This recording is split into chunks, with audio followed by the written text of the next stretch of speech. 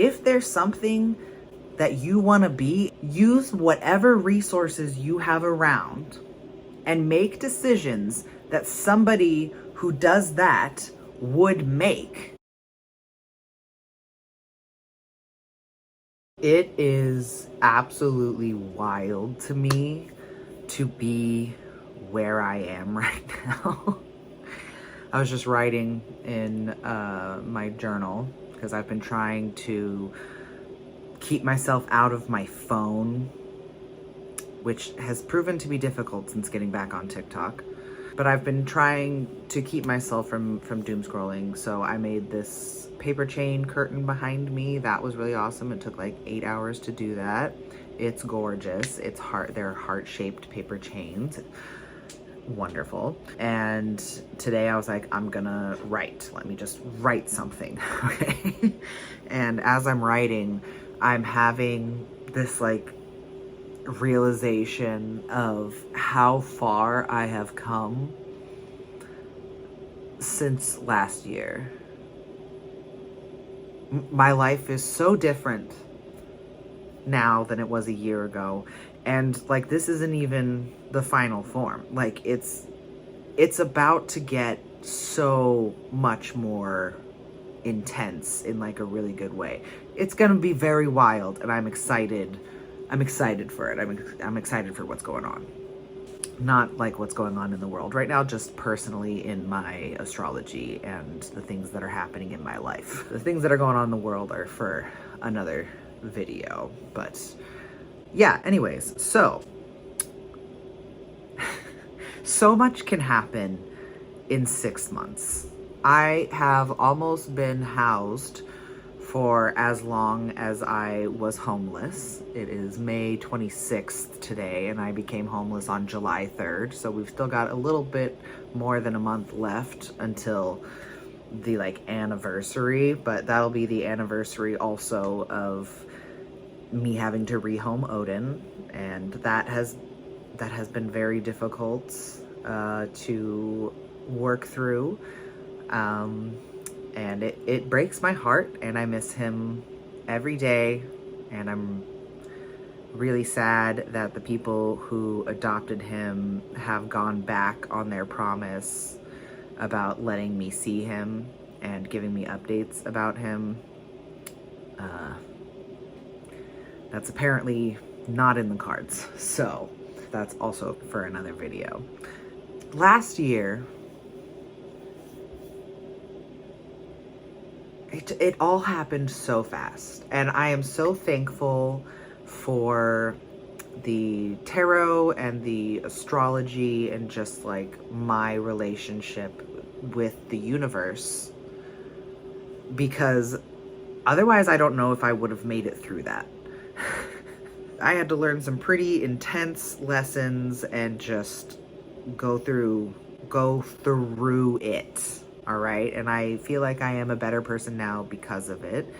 And despite how shitty it was that happened, I am grateful for the lessons I learned.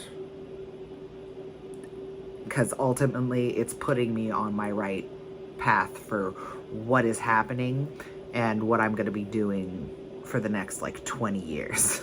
A period of time not far from me being thrust outside. Before that, I had been getting messages through tarot and astrology in the universe about a legal thing happening and how it's going to seem like it's not going my way, but ultimately it will. Just trust and roll with it. And I was like, okay. Another message was that the second half of 2024 was gonna be rough and that I needed to keep my head down and up. You know, keep your head down and barrel through, but keep your head up in a positive, like positivity mindset. That if I could barrel through the last 6 months of 2024, trusting the universe, remaining positive, and just like knowing that everything was gonna be okay, that starting in 2025, shit was about to start getting good. And my relationship with the universe has, time and time again, withstood just absolute bullshit, and my faith is very strong. It's really weird for me to say that, coming from the upbringing that I had and just the repulsive feelings that I have when I think about religion, specifically Christianity, and just my traumatic ass childhood all surrounding Christianity. For me to have a faith in a higher fucking power, despite all of that, says something. Okay? I have faith in the universe. I have a relationship with the universe. You may refer to that as God. I refer to it as universe. Everybody refers to this same thing as whatever fits best for their life and their narrative, okay? So for me, it's the universe. Other messages that I had gotten from the universe before this as well was that you need to trust your higher self, because they can see the bigger picture. They've got the higher perspective looking down, and the things that they are going to require of me might seem like a very sharp left turn, and you might be very confused and not happy with the things that are being asked of you. But again, you need to trust that your higher self knows that this is a necessary redirection to keep you on your path. And so those 3 messages specifically, I was like, okay, I don't know what the fuck is gonna happen. I could not fathom what legal thing could happen, because I'm not a person that does illegal things most of the time.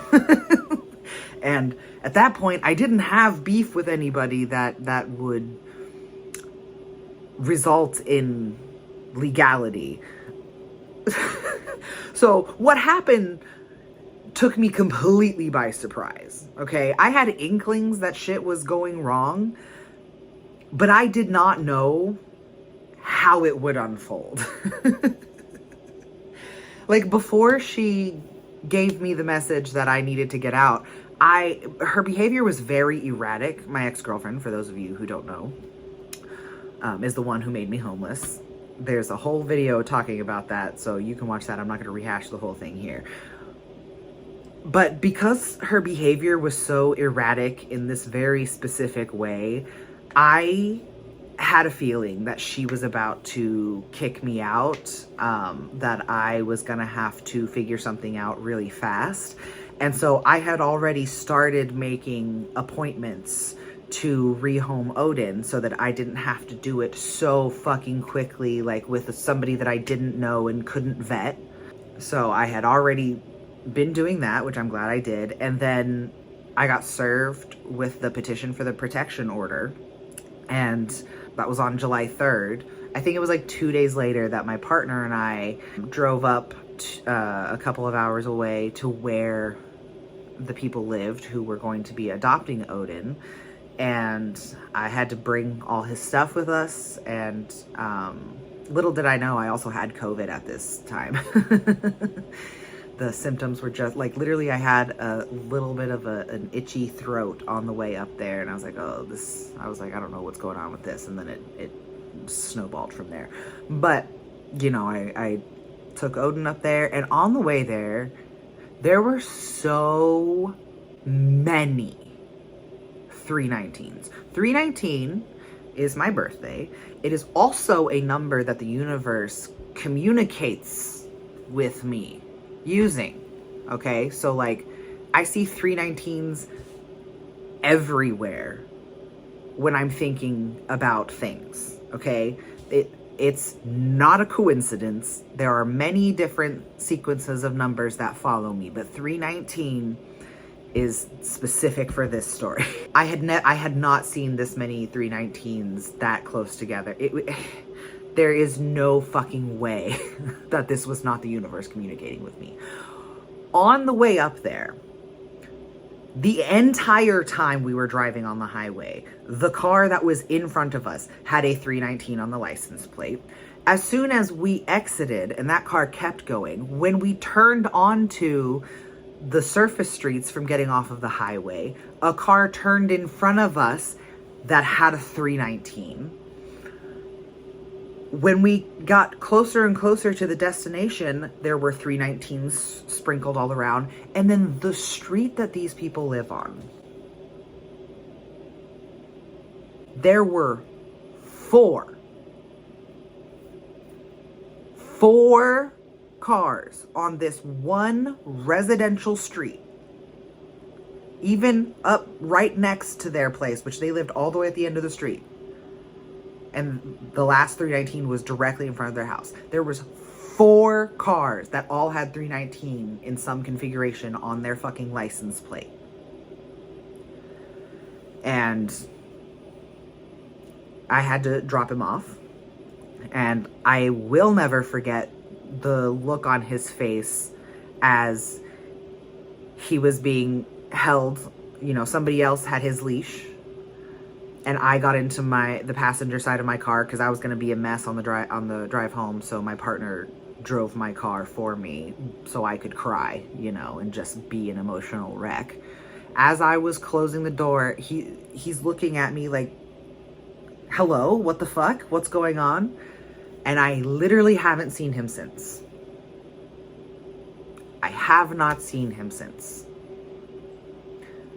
And it breaks my heart to think what he must have gone through and what he thinks about that whole situation. I have had some updates that I was able to get out of them, but it's literally been nothing now. Like, she said he was really sad for like a really long time. And I understand that because prior to this, the longest he and I had ever been apart was like 3 days at a time. 3 fucking days. And now, every single day is the new record for the longest we've ever been apart. And like, we broke the record on day motherfucking 4. It's been almost a year. So I don't know if I'm ever gonna get to see him again, and that really breaks my heart. But I am in a place where I can accept that I know that I did the right thing for both of us, because I wasn't going to be able to take care of him. I was already struggling to take care of him. And since my financial support was completely ripped out from underneath me with no fucking warning, and I was made homeless, there was no way that I was going to be able to take care of him and figure my shit out and you know, just remain on this earth. I know that he is in good hands, and I know that he is getting all the love and attention he deserves, and if I get to see him again, I will love that. But I have released that wish. I have released the need to have that sort of closure, you know. I was homeless for 6 months. Finding this apartment that I'm in now was a miracle, I feel. There was 319s involved with this as well. Like, I was so lucky. I ended up meeting one of my TikTok mutuals very early on in my homelessness. Probably, I think it was August or September. They were putting on a disability event that I attended, and I met them, and then they were still in town, and I was working a gig, and I ended up getting them a little bit of money as well because they were there and we needed people. And then they were doing a festival up in Seattle, a disabled dance festival, and one of the artists needed a care attendant, but there was some issue with the care attendant that they were going to have, and so they needed somebody to fill in for the last, I think 2 weeks, but I was only able to do 1 week. But they called me and I was like, hell yeah, I'll do this. And with the money that I got from that, I was able to put myself in a hotel. I wanted to save the money, so because I was trying to save up for a van, because I didn't know how long I was going to be homeless, and sleeping in the back of my Accord was very difficult, very hard on my back. It was not good for my body. I had a good setup, and I'm glad that I have the materials that I have. I've learned through this that I am very resourceful, and I am much better at taking concrete action towards things now, and not just sitting and being idle and waiting for life to happen to me. Like, it is the kick in the pants that I needed to get on track with where I'm going and the things that I need to know for what I'm doing. Still fuck her for it, but I'm grateful for the experience I have. Anyways, I was trying to save up for a van so that I could have more room and put an actual mattress like in the van and sleep in that instead of just my Honda Accord. And after being in a literal penthouse suite, sleeping in a king-size bed for 10 days at that festival, I was not used to sleeping in my car anymore, and my neck and my back were hurting so fucking bad. And I was like, oh, I fucking hate this. And so one night, it was about time to set up my car to go to sleep, and I was just sitting in my driver's seat in the spot that I was gonna sleep in that night, and I just couldn't bring myself to put my car into sleep mode. You know, there was a whole fucking process with that. I had my laundry basket in the back seat with like different snacks and just like other things that I need, like my kind of essential daily items that I need to have like access to, was all in the laundry basket, and then my walker would be on top of it. And so I would have to pull my walker out, put it on the ground, take the laundry basket, put it in my front passenger seat, lean that all the way up as far as it could go, lean the other seat up as far as it could go. I had curtains that I put together with my shower rings and my shower curtain and my window curtain that I had, and a couple of other things, so that I had complete privacy. I had the back seat, I turned it into kind of like a hammock situation, because I had one of those seat covers for like if you have animals in your car a lot. And so they have the two like heavy duty straps that go over the headrests in the back seat, and it just covers the whole seat. So I flipped that around so that the heavy duty like buckle strap situation was on the headrests of my front seats, and then had the bottom part of it still going across the back seat, so it created a hammock over that gap in between the front and back of the car, which is really uncomfortable to try to sleep on and like fill and stuff.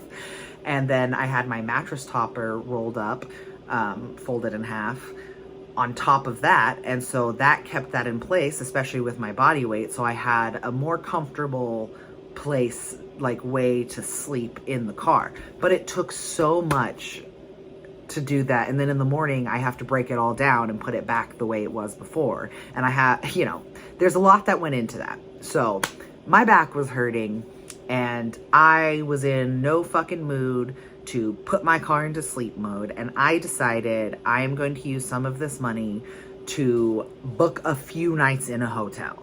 So I found a hotel that had a reasonable rate. It was in Vancouver, and so I booked it for 3 nights, and I drove up to Vancouver. And when I got into that hotel room, I set out all of my toiletries and stuff on the sink in the bathroom. Like, I was making myself at home, and I got in that bed, and I could not remove myself from that bed. I was so thankful to be in a fucking bed. And I just sat there and let myself veg out and like scroll on my phone. I used some money to get, because a lot of my money was used for food. I did a lot of takeout whenever I was living in my car. Now I do a lot less because I have rent to pay. But, you know, my money was mainly for gas and food and just like kind of surviving and saving what I could. And so I went and got like Olive Garden, because there was Olive Garden in that. The hotel that I stayed at is next to the Vancouver Mall. And so they have like an Olive Garden and stuff in that parking lot. So I was able to get that very fast. I was eating well and I was sleeping well. And then whenever it was like the second or third day, it was gonna be, you know, I was gonna be checking out, and I was like, I really can't sleep in my car anymore. I don't want to sleep in my car anymore.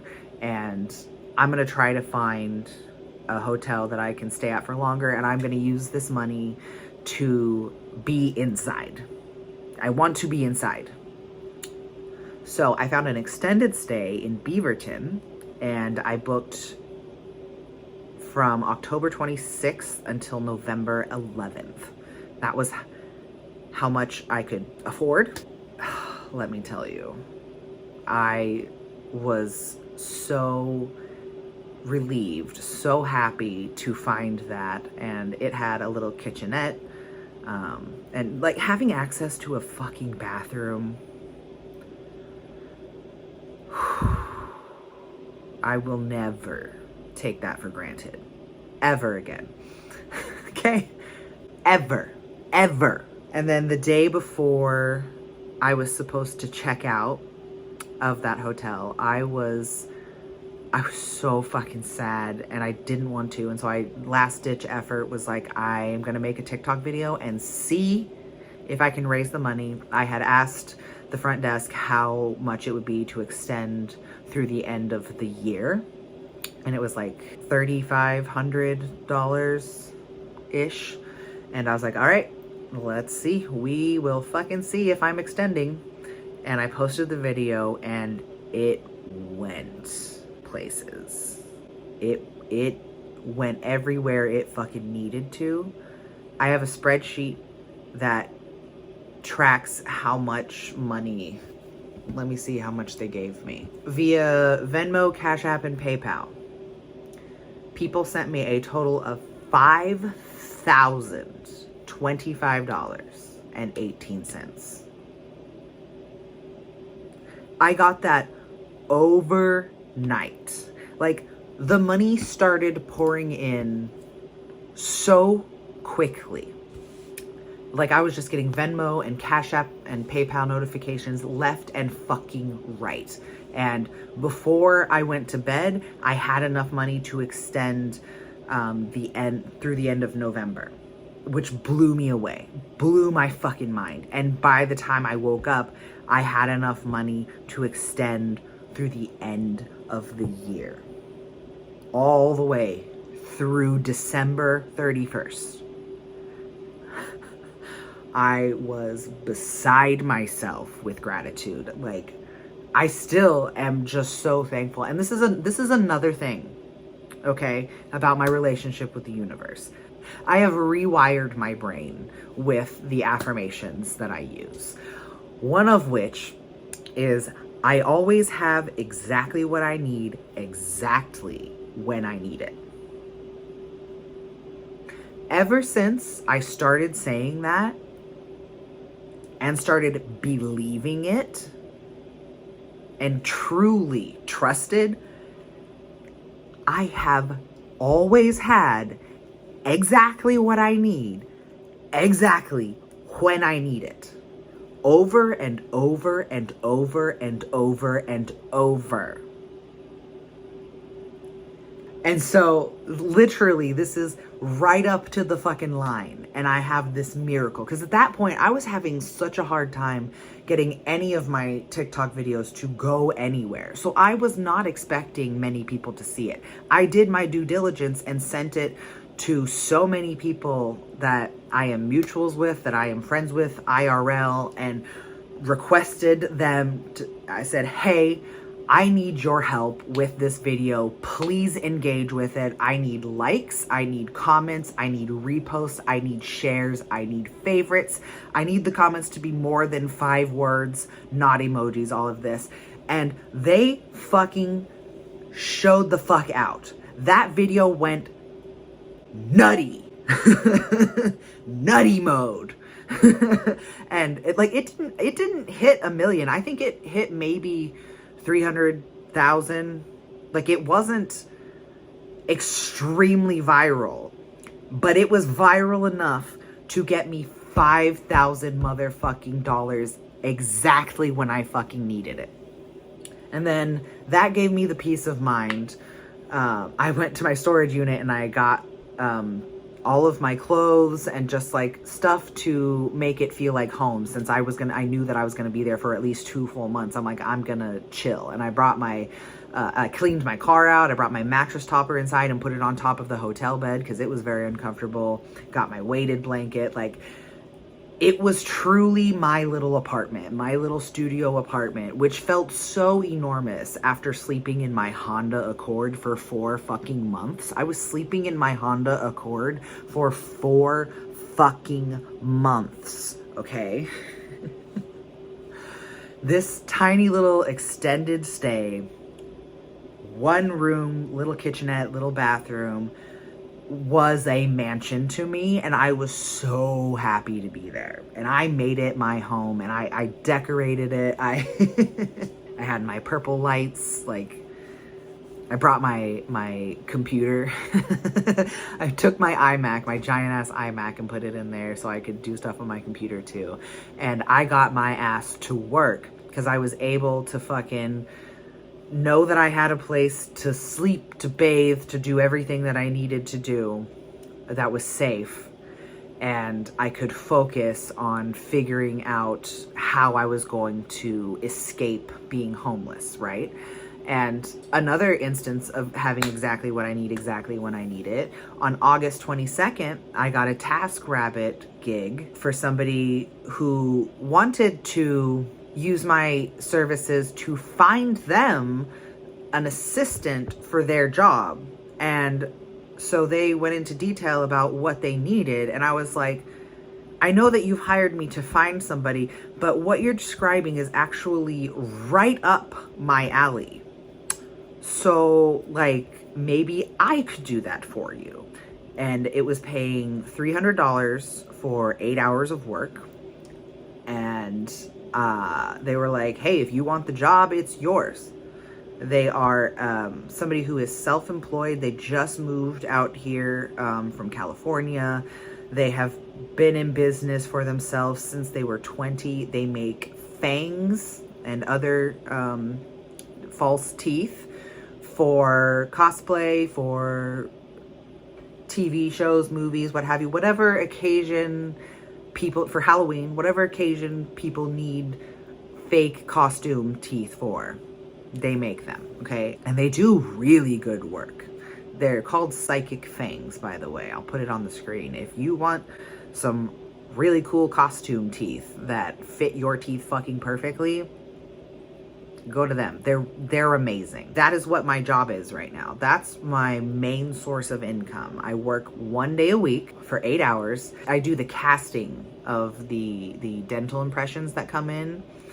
I also make the dental impression kits that get sent out to people that they do the impression in and send back. And then I make the cast of the teeth, and then my boss only has to worry about making the teeth. I do all the shit that they don't want to do, right? And it's fucking the end of May, almost June now. So I've been doing that for like 10 months, and it has been an amazing working relationship. It has allowed me to pay my rent, which, finding this fucking place.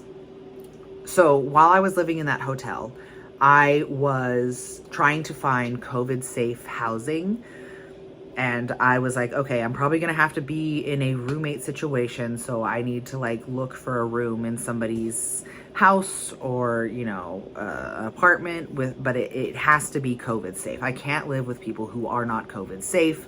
I'm not willing to do that to my body, and you shouldn't be either. And there was like this opportunity for this live-in assistant / caretaker in a COVID cautious house for a disabled like writer. and whoever that position went to would have the whole second story of the house like to themselves, and like paid $3,000 a month plus like a bonus every 6 months or something. And so like I was like, wow, that would be an amazing gig. And I sent in my application for it, never heard back. And that would have been starting in January. So that didn't work out. But I was then like, okay, well, maybe I can look for like low income housing, because I do have a job. I can prove an income now, and it is low income. I wonder what I could find. And everywhere was like ridiculously expensive, even for a low income studio. I'm talking like still $800 to $1,000 fucking dollars. And if they were more affordable, they had wait lists, or I wasn't able to get in contact with them. And like, I was getting a little bit frustrated, but I again was like, everything happens in perfect timing. I always have exactly what I need, exactly when I need it. And one day, I don't remember what I was doing, but I got the like urge to start looking on Craigslist again, because I had looked there as well and there wasn't anything. And so I gave up, and then I was like, I'm just going to get on Craigslist. There was literally one ad for this place, one fucking ad, and the rent was like, I think it was $5.99 is what they were advertising. And I was like, this can't be real. And I decided to call, and to my surprise, they were like, yeah, that's a legit ad and it's available. We're low income, low barrier housing. Do you want to come take a tour? And so I scheduled a tour literally for the next day. And I parked on the side of the road, and I was like, wow, imagine this is me parking for the first time at the place that I'm gonna end up living. And this place is really fucking cool. It is a secure access building. It's like 100+ years old. It used to be like a saloon and a bunch of other things. It's haunted.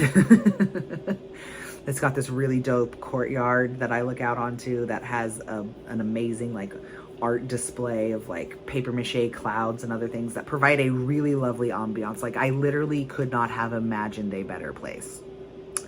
When I came and took the tour, on the make ready board behind the office staff, one of the apartments that was available was number 319. And I was like, what? Furthermore,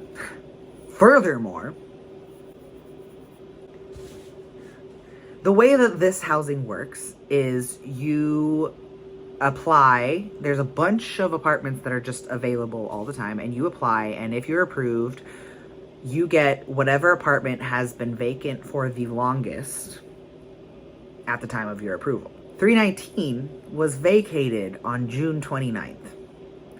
June 29th is the day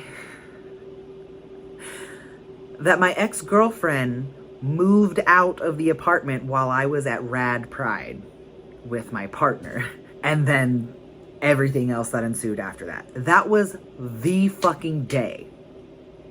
So the fact that that apartment was vacated on the same fucking day as that was even more confirmation for me. And I was convinced that I was going to get number 319, but I was talking to the universe and I was like, listen, obviously it would be amazing for me to live in apartment 319, and that would just make this story fucking incredible, like even more incredible than it already is.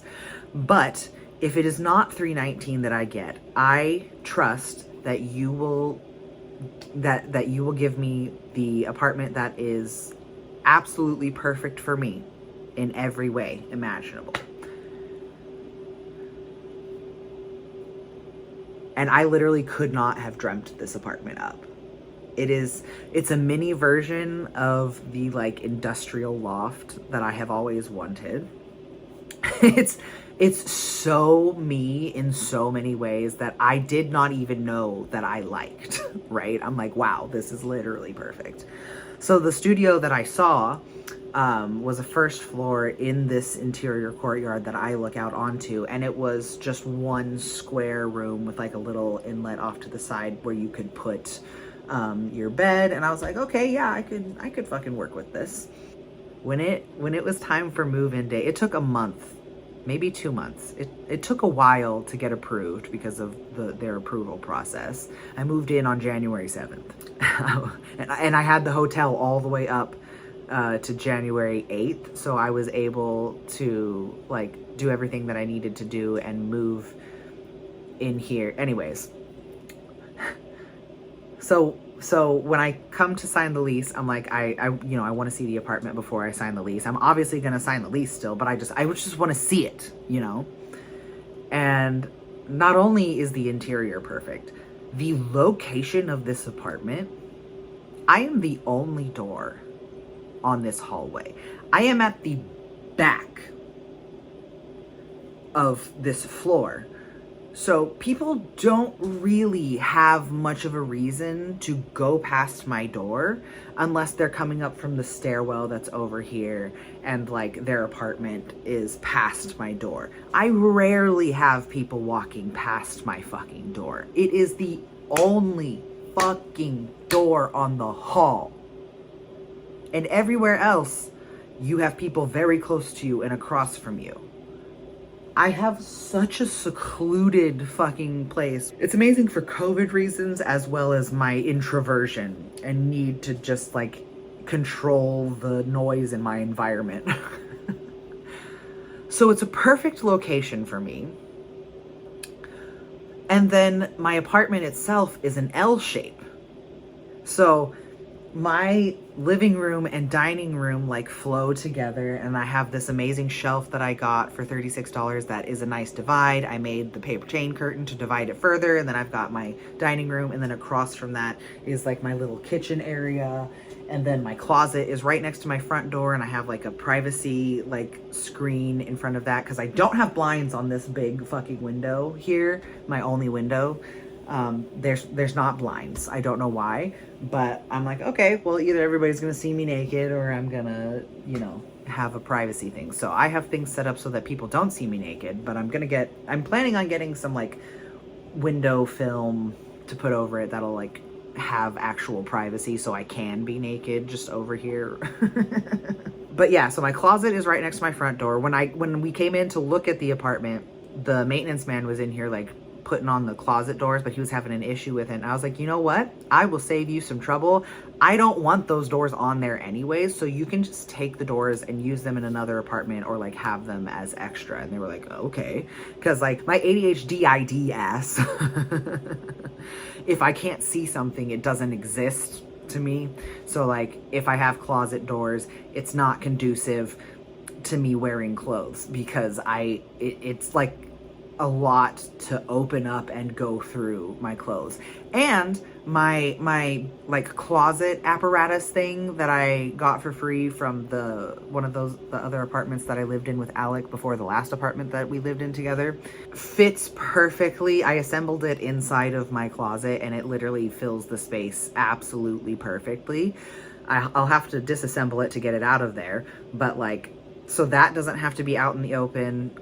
And then my bed is like behind the door, across from the closet, behind the L, and then the bathroom is right there. And like my bed fits perfectly in this corner, and the bathroom door opens all the way up, and then there's space at the foot of my bed for my bike to go in, and just like literally this is the most perfect apartment ever. You don't fucking understand. And the circumstances, the sequence of events that led to me getting this fucking apartment are absolutely absurd.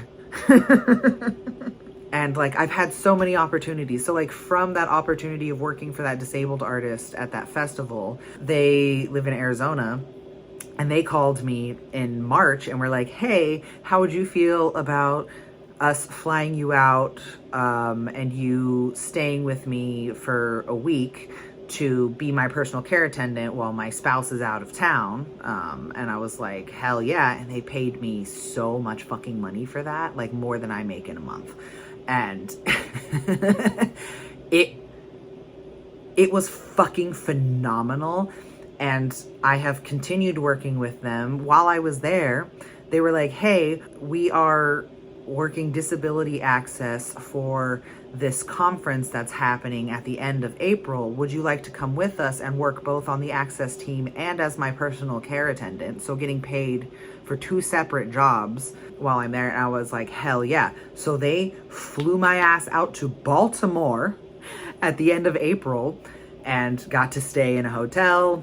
They paid me amazing money. I'm still waiting on the paycheck from the actual organization, which was the Jewish Voice for Peace, by the way. Still waiting on that paycheck to come in. So I'll have the other half of what I made from that, and it's gonna help so fucking much. But so I've from that one opportunity had several more opportunities now, and they want me to work with them more. And I was like, hey, listen, I'm really flexible. I only work 1 day a week. We can get ahead on our work so that I can take time off when I need to. And they were like, that's amazing, because like my spouse goes out of town like every couple of months, and our person who is our care attendant, like usually our care attendant is not working out, and so we're trying to find a new one, and like we just work so well together. It has been such an amazing experience working with these people. So I was like, hell yeah, I'm totally down. So I think I'm gonna go out in July and work with them. And it's just, like, what the fuck? Like, this is only the beginning. This is only the fucking beginning. All of the astrology for everybody is wild as fuck right now. My astrology is pointing to, okay, the tide starts turning in 2025, in January of 2025 specifically, and I became housed in January of 2025. Been getting so many work opportunities, been learning so many lessons and having epiphanies, and just like, I don't know how to describe the things that I can feel that are coming, okay? I know that amazing fucking things are about to happen, and like there's just about 6 months left in this year, and then 2026 is when it's pointing to things really taking off for the next 20 years of my life. And it's all really fucking good. It's like all of the bullshit that I have gone through in my life up until this point now finally feels like it's worth it to me, because I feel uniquely qualified for the things that I feel like I'm about to be doing. And I'm not going to talk about it right now because I don't know specifically what it is, and I just want to wait and find out and then tell y'all after it is in, coming to fruition. But I'm going to be doing some pretty fucking dope shit. And the astrology is like, hey, all this stuff is starting to get amazing starting in May. June's going to be amazing, and the second 6 months of this year is amazing, which I'm really happy that it's switched from what last year's message was, where it's like the second half of the year is going to be rough, hang on, to now the second half of this year is going to be really good, and you are going to be fine. Like, it's gonna be a much easier second half of the year, and then next year is gonna be fucking wild. So this is just me telling you about the amazing things that are going on in my life, the lessons that I have learned. I'm just fucking ecstatic to be where I am and heading towards the things that I'm heading towards. And yeah, I'm super fucking excited. Oh, I also want to share an epiphany that I had recently while I was making this curtain of heart-shaped paper chains. Okay. I'm sure that you have heard people say, like, if you want to do something, if you want to be something, like, then you have to act like you already are that now. That never, like, made sense to me. I was taking it like way too literally because of the autism, I think. And I was like, I don't know if I want to be that thing and I'm supposed to be pretending like I am that thing. I took it as like, pretend that you are that end result. And as I was making this paper chain thing, I was like, oh, if I want to be a person who does creative things for a living, I have to be a person that does creative things, that creates.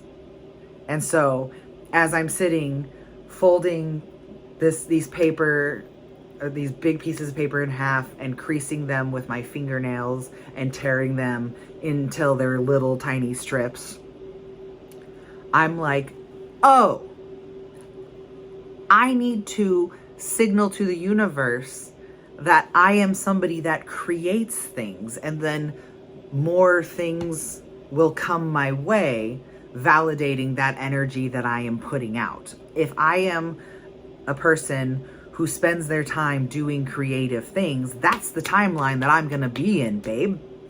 Is the one where I get to do creative things and live my fucking life. So, some advice to you.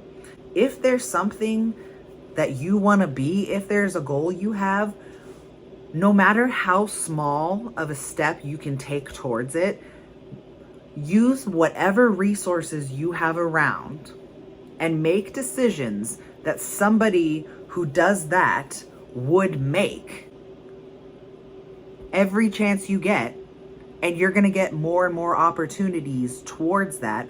And like, your life is built day by day, brick by fucking brick, okay? It doesn't feel like it while you're doing it. It feels like, oh, this is never gonna add up. But at one point, you look back and you realize, whoa, I'm so glad that I did all those things because I have done so fucking much, right? So yeah, little secret of the universe there. If you want something, take concrete action towards that thing every single chance you get, with the resources that you have available to you right fucking now. Don't wait for the bigger resources. Don't wait for permission for an opportunity. Like, take charge and be like, oh, I can do this. I'm gonna do it.